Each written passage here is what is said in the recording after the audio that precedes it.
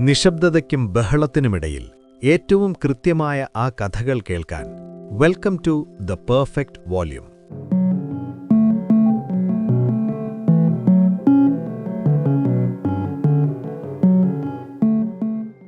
നമ്മുടെ കഥയിലേക്ക് കടക്കുന്നതിനു മുമ്പ് നിങ്ങളോടൊരു ചോദ്യം.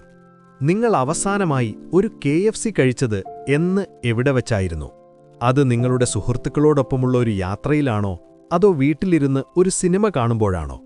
ആ അനുഭവം താഴെ കമന്റ് ബോക്സിൽ ഒന്ന് പങ്കുവയ്ക്കുമല്ലോ. നിത്യജീവിതത്തിലെ ആ ചുവന്ന സാന്നിധ്യം നമ്മുടെ നഗരങ്ങളിലെ തിരക്കേറിയ തെരുവുകളിലൂടെ ഒന്ന് കണ്ണോടിച്ചാൽ, അല്ലെങ്കിൽ ഏതെങ്കിലും ഒരു വലിയ ഷോപ്പിംഗ് മാളിലെ ഫുഡ് കോർട്ടിലേക്ക് കയറിയാൽ, ചുവപ്പും വെള്ളയും വരകളുള്ള ആ ഒരു ബക്കറ്റും അതിൽ ചിരിച്ചു നിൽക്കുന്ന വെളുത്ത താടിക്കാരനായ ആ വൃദ്ധന്റെ മുഖവും നിങ്ങൾ തീർച്ചയായും ശ്രദ്ധിച്ചിട്ടുണ്ടാകും. അതാണ് KFC. രുചികരമായ ആ ക്രിസ്പി ചിക്കന്റെ മണം നമ്മെ ആകർഷിക്കുമ്പോൾ എത്ര യാന്ത്രികമായിട്ടാണ് നമ്മൾ ആ രുചി തേടി പോകാറുള്ളത്. എന്നാൽ ആ രുചിക്ക് പിന്നിൽ പതിറ്റാണ്ടുകളുടെ പഴക്കമുള്ളൊരു രഹസ്യമുണ്ടെന്നും അത് ലോകത്തിന്റെ ഓരോ കോണിലും എത്തിക്കാൻ ഒരു മനുഷ്യൻ തന്റെ ജീവിതം തന്നെ പണയപ്പെടുത്തിയിട്ടുണ്ടെന്നും നമ്മൾ പലപ്പോഴും ആലോചിക്കാറില്ല. ഒരു നിമിഷം ആലോചിച്ചു നോക്കൂ.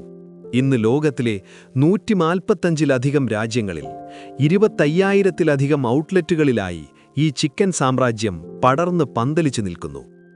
നമ്മളൊരുപക്ഷേ ഈ ബ്രാൻഡിനെ കാണുന്നത് വെറുമൊരു ഫാസ്റ്റ് ഫുഡ് ചെയിനായിട്ടായിരിക്കാം.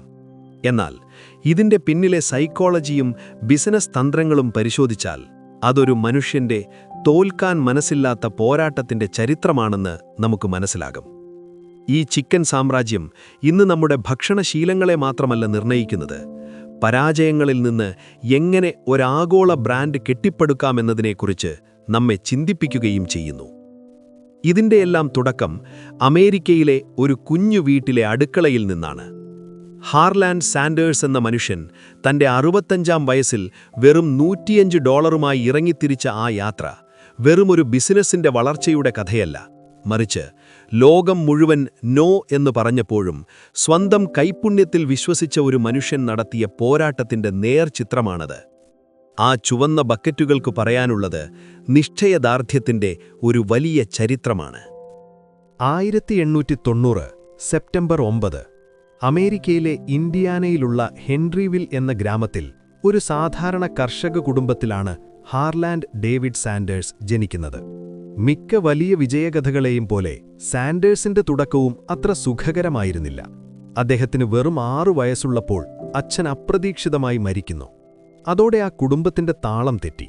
ഉപജീവനത്തിനായി അമ്മയ്ക്ക് തൊട്ടടുത്തുള്ള ഒരു തക്കാളി കാനിംഗ് ഫാക്ടറിയിൽ ജോലിക്ക് പോകേണ്ടി വന്നു. അമ്മ ജോലിക്ക് പോകുമ്പോൾ വീട്ടിലെ ഇളയ സഹോദരങ്ങളെ നോക്കാനുള്ള ചുമതല ആ 6 വയസ്സുകാരന്റെ കുഞ്ഞു തോളുകളിലായി. വിശന്നുകരയുന്ന അനിയനും അനിയത്തിക്കും വേണ്ടി ആ പ്രായത്തിൽ തന്നെ സാൻഡേഴ്സിന് അടുക്കളയിൽ കയറേണ്ടി വന്നു. തീ പൂട്ടാനും പച്ചക്കറി അരിയാനും മാവ് കുഴയ്ക്കാനും അവൻ പഠിച്ചു. 7-ാം വയസ്സായപ്പോഴേക്കും ബ്രെഡ് ഉണ്ടാക്കാനും പച്ചക്കറികൾ പാകം ചെയ്യാനും സാൻഡേഴ്സ് മിടുക്കനായി കഴിഞ്ഞിരുന്നു.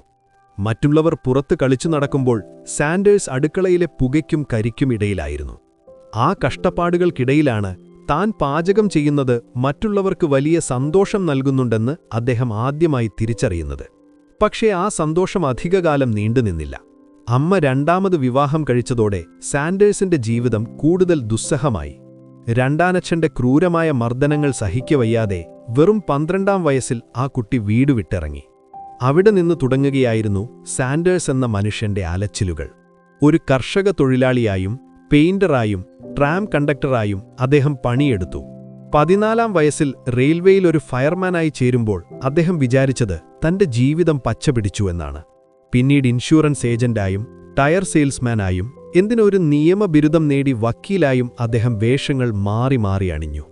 പക്ഷെ വിധി അദ്ദേഹത്തെ എവിടെയും ഉറച്ചു നിൽക്കാൻ അനുവദിച്ചില്ല. ഓരോ ജോലിയിൽ നിന്നും അദ്ദേഹം പുറത്താക്കപ്പെട്ടുകൊണ്ടിരുന്നു. ജീവിതത്തിന്റെ പാതി വഴി പിന്നിടുമ്പോഴും സാൻഡേഴ്സ് ഒരു പരാജയമായിരുന്നു. അദ്ദേഹത്തിന്റെ ഉള്ളിലെ ആ പാചകക്കാരൻ അപ്പോഴും എവിടെയോ ഒളിഞ്ഞിരിപ്പുണ്ടായിരുന്നുവെന്ന് അദ്ദേഹം അറിഞ്ഞിരുന്നില്ല. പതിറ്റാണ്ടുകൾ നീണ്ട ആ അലച്ചിലുകൾക്കൊടുവിൽ തന്റെ 40കളിലെത്തുമ്പോഴാണ് വിധി അദ്ദേഹത്തെ കെൻഡക്കിയിലെ കോർബിൻ എന്ന ഗ്രാമത്തിലേക്ക് എത്തിക്കുന്നത്. അവിടത്തെ ഒരു ചെറിയ ഗ്യാസ് സ്റ്റേഷനിൽ വെച്ചാണ് ലോകത്തെ വിറപ്പിക്കാൻ പോകുന്ന ആ സീക്രട്ട് റെസിപ്പി രൂപം കൊള്ളുന്നത്. 1930കളിൽ അമേരിക്ക സാമ്പത്തിക മാന്ദ്യത്തിൻ്റെ ഗ്രേറ്റ് ഡിപ്രഷൻ്റെ പിടിയിലായിരുന്ന കാലം. ജീവിതത്തിൻ്റെ പാതി വഴി പിന്നിട്ട സാൻഡേഴ്സ് കെൻറ്റക്കിയിലെ കോർബിനിൽ ഒരു ചെറിയ ഗ്യാസ് സ്റ്റേഷൻ നടത്തുകയാണ്. അവിടെ വരുന്ന ഡ്രൈവർമാർക്കും യാത്രക്കാർക്കും വേണ്ടി അദ്ദേഹം തൻ്റെ സ്റ്റേഷനോട് ചേർന്നുള്ള ഡൈനിങ് ടേബിളിൽ ഭക്ഷണം വിളമ്പാൻ തീരുമാനിച്ചു. അവിടെ അദ്ദേഹം വിളമ്പിയ പ്രധാന വിഭവം തൻ്റെ അമ്മ പഠിപ്പിച്ചു തന്ന ആ പ്രത്യേക ഫ്രൈഡ് ചിക്കനായിരുന്നു. അവിടെ വെച്ചാണ് ലോകപ്രസിദ്ധമായ ആ സീക്രട്ട് റെസിപ്പി അദ്ദേഹം പൂർത്തിയാക്കുന്നത്. 11 തരം മസാലക്കൂട്ടുകൾ ചേർത്ത ആ മണം കിലോമീറ്ററുകൾ അപ്പുറത്തേക്ക് പടർന്നു. പക്ഷേ സാൻഡേഴ്സിന് മുന്നിൽ വലിയൊരു ബിസിനസ് വെല്ലുവിളിയുണ്ടായിരുന്നു. അത് സമയമായിരുന്നു. The problem of time. പണ്ട് പാത്രത്തിൽ ചിക്കൻ വറുത്തെടുക്കാൻ ഏതാണ്ട് 35 മിനിറ്റോളം എടുക്കുമായിരുന്നു. വിശന്നു വരുന്ന ഒരു യാത്രക്കാരനെ സംബന്ധിച്ചിടത്തോളം 35 മിനിറ്റ് എന്നത് വലിയൊരു കാത്തിരിപ്പാണ്. കച്ചവടം കൂട്ടണമെങ്കിൽ ചിക്കൻ വേഗത്തിൽ വേവണം, എന്നാൽ അതിൻ്റെ രുചി മാറാനും പാടില്ല. ഇവിടെയാണ് സാൻഡേഴ്സ് എന്ന സംരംഭകന്റെ ഉള്ളിലെ ടെക് വിസാർഡ് ഉണരുന്നത്. അക്കാലത്ത് വിപണിയിൽ പുതിയതായി വന്ന ഒരു ഉപകരണമായിരുന്നു പ്രഷർ കുക്കറുകൾ. പച്ചക്കറികൾ വേവിക്കാൻ മാത്രമാണ് അന്ന് ആളുകൾ അതുപയോഗിച്ചിരുന്നത്. എന്നാൽ സാൻഡേഴ്സ് അതിലൊരു പരീക്ഷണം നടത്തി. പ്രഷർ കുക്കറിൽ എണ്ണയൊഴിച്ച് ചിക്കൻ വറുത്തെടുക്കാൻ അദ്ദേഹം ശ്രമിച്ചു. ഇത് തികച്ചും അപകടകരമായൊരു നീക്കമായിരുന്നു. കാരണം അമിതമായ ചൂടിൽ കുക്കർ പൊട്ടിത്തെറിക്കാൻ വരെ സാധ്യതയുണ്ടായിരുന്നു. പക്ഷേ ആ പരീക്ഷണം വിജയിച്ചു. 35 മിനിറ്റ് എടുത്തിരുന്ന പാചകം വെറും 9 മിനിറ്റിലേക്ക് ചുരുങ്ങി. ഈ പ്രഷർ കുക്കിംഗ് സാങ്കേതികവിദ്യ ചിക്കന്റെ പുറംഭാഗം ക്രിസ്പിയാക്കാനും ഉള്ളിലെ നീര് വറ്റാതെ ജ്യൂസിയായി സൂക്ഷിക്കാനും സഹായിച്ചു. രുചിയും സാങ്കേതികവിദ്യയും ഒത്തുചേർന്നപ്പോൾ അതൊരു വിപ്ലവമായി മാറി. ഇന്ന് സിലിക്കോൺ വാലിയിലെ കമ്പനികൾ എങ്ങനെയാണോ ഒരു പ്രോഡക്റ്റിന്റെ സ്പീഡും ക്വാളിറ്റിയും ഒപ്റ്റിമൈസ് ചെയ്യുന്നത്, അത് പതിറ്റാണ്ടുകൾക്ക് മുൻപ് തന്റെ ചെറിയ അടുക്കളയിൽ സാൻഡേഴ്സ് പ്രാവർത്തികമാക്കി. ഈ കണ്ടുപിടുത്തമാണ് പിൽക്കാലത്ത് ലോകം മുഴുവൻ പടരാൻ പോകുന്ന ഒരു ബിസിനസ് മോഡലിന്റെ നട്ടെല്ലായി മാറിയത്. എന്നാൽ തന്റെ റെസിപ്പിയും സാങ്കേതികവിദ്യയും കൊണ്ട് ലോകം കീഴടക്കാൻ ഇറങ്ങുന്നതിന് മുൻപ് വിധി അദ്ദേഹത്തിനായി കാത്തുവച്ചത് മറ്റൊരു വലിയ തകർച്ചയായിരുന്നു. 65-ാം വയസ്സിൽ തന്റെ പഴയ ഫോർഡ് കാറിൽ ആ പ്രഷർ കുക്കറും മസാലക്കൂട്ടുകളുമായി സാൻഡേഴ്സ് ഇറങ്ങിത്തിരിക്കുമ്പോൾ അദ്ദേഹത്തിന് മുന്നിൽ കൃത്യമായ ഒരു പ്ലാൻ ഉണ്ടായിരുന്നില്ല. ഒരൊറ്റ ലക്ഷ്യം മാത്രം. തന്റെ റെസിപ്പി ഏതെങ്കിലും റെസ്റ്റോറന്റ് ഉടമയ്ക്ക് ഇഷ്ടപ്പെട്ടാൽ അവർ വിൽക്കുന്ന ഓരോ ചിക്കൻ പീസിനും തനിക്കൊരു ചെറിയ വിഹിതം, ഒരു നിക്കൽ നൽകണം. ഇന്നത്തെ ഭാഷയിൽ പറഞ്ഞാൽ ഇതൊരു ഫ്രാഞ്ചൈസി മോഡലായിരുന്നു. അമേരിക്കയിലെ നീളൻ റോഡുകളിലൂടെ അദ്ദേഹം യാത്ര ചെയ്തു.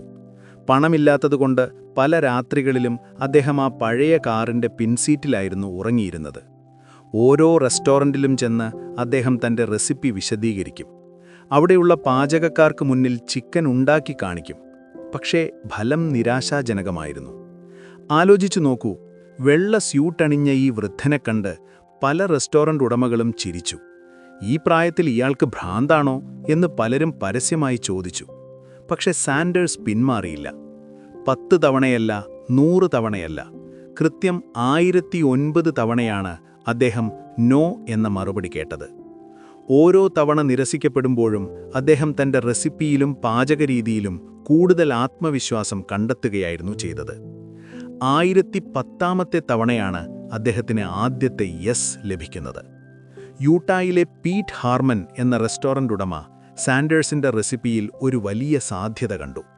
അവിടെ നിന്നാണ് ആ ചിക്കൻ ബക്കറ്റുകൾക്ക് കെൻറ്റക്കി ഫ്രൈഡ് ചിക്കൻ എന്ന പേര് ലഭിക്കുന്നത്. ഇന്ന് നമ്മൾ സ്റ്റാർട്ടപ്പുകളെക്കുറിച്ച് സംസാരിക്കുമ്പോൾ പേഴ്സിസ്റ്റൻസ് അല്ലെങ്കിൽ നിശ്ചയദാർഢ്യം എന്ന വാക്ക് വല്ലാതെ ഉപയോഗിക്കാറുണ്ട്. എന്നാൽ സാൻഡേഴ്സിന്റെ ഈ അലച്ചിൽ ആ വാക്കിന് നൽകുന്ന അർത്ഥം വളരെ വലുതാണ്. 1000 തവണ തോറ്റിട്ടും 1001ാമത്തെ വാതിലിൽ മുട്ടാനുള്ള ആ മനക്കരുത്താണ് KFC എന്ന ബ്രാൻഡിന്റെ യഥാർത്ഥ മൂലധനം. അത് കേവലം ഒരു ചിക്കന്റെ രുചിയല്ല, മറിച്ച് തോൽക്കാൻ മനസ്സില്ലാത്ത ഒരു മനുഷ്യന്റെ പോരാട്ട വീര്യത്തിന്റെ രുചിയാണ്. ഇന്ന് നമ്മൾ മാർക്ക് സക്കർബർഗിനെയോ എലോൺ മസ്കിനെയോ അവരുടെ കമ്പനികളെക്കാൾ വലിയ ബ്രാൻഡുകളായി കാണാറുണ്ട്. എന്നാൽ ഈ പേഴ്സണൽ ബ്രാൻഡിംഗ് എന്ന വിദ്യ പതിറ്റാണ്ടുകൾക്ക് മുമ്പ് പയറ്റി വിജയിച്ച ഒരാളാണ് കേണൽ സാൻഡേഴ്സ്. 70ാം വയസ്സിലും അദ്ദേഹം തന്റെ വെളുത്ത സ്യൂട്ടും കറുത്ത സ്ട്രിംഗ് ടൈയും ആ നരച്ച താടിയും ഒരു യൂണിഫോം പോലെ കൊണ്ടു നടന്നു. എന്തിനായിരുന്നു അദ്ദേഹം ഇത് ചെയ്തത്? അവിടെയാണ് അറ്റൻഷൻ ഇക്കോണമി എന്ന തന്ത്രം പ്രവർത്തിക്കുന്നത്. റോഡരികിലെ ആയിരക്കണക്കിന് ഹോർഡിങ്ങുകൾക്കിടയിൽ ചുവന്ന പശ്ചാത്തലത്തിൽ ചിരിച്ചു നിൽക്കുന്ന ആ വൃദ്ധന്റെ മുഖം കണ്ടാൽ ഏതൊരു യാത്രക്കാരനും ഒന്ന് ശ്രദ്ധിക്കും. അത് ആൾക്കൂട്ടത്തിനിടയിൽ നിന്നും ഒരു ബ്രാൻഡിനെ വേർതിരിച്ചു നിർത്തുന്ന വിഷ്വൽ ഹുക്കായിരുന്നു. താൻ വിയർപ്പൊഴുക്കി ഉണ്ടാക്കിയ ആ ചിക്കൻ ബക്കറ്റുകളിൽ തന്റെ മുഖം തന്നെ പതിപ്പിക്കുക വഴി ആ രുചിയുടെ ഉത്തരവാദിത്തം അദ്ദേഹം നേരിട്ട് ഏറ്റെടുക്കുകയായിരുന്നു.